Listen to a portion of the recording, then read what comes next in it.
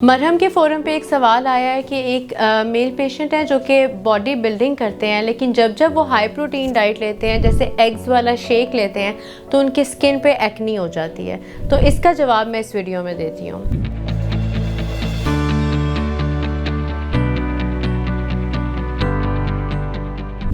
मेरा नाम Moina bag है, मैं कंसल्टेंट डाइटिशियन हूँ। तो सबसे पहले मैं अपने सारे व्यूअर्स को ये कहना चाहती हूँ कि अगर आप हाई प्रोटीन डाइट ले रहे हैं, चाहे मसल बिल्डिंग के लिए या वेट कम करने के लिए, जिस चीज़ में प्रोटीन ज़्यादा है, आपको अपने डे में उतना ही पानी की मिकदार ज़्यादा करनी पड़ेगी। पानी और फाइबर और ग्रीन वेजिटेबल्स, ये तीन वो चीज़ें हैं। जब आप प्रोटीन ज़्यादा करें तो अपनी डेज मेन्यू में ये चीज़ें ज़रूर ऐड करें।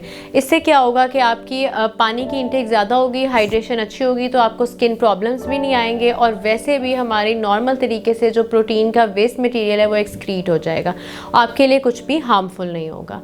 अगर आप एक डिटेल प्लान लेना चाहते हैं बॉडी बिल्डिंग के लिए या high protein diet for weight loss, तो मरहम के थ्रू न्यूट्रिशनिस्ट से रब्ता करें। Thank you.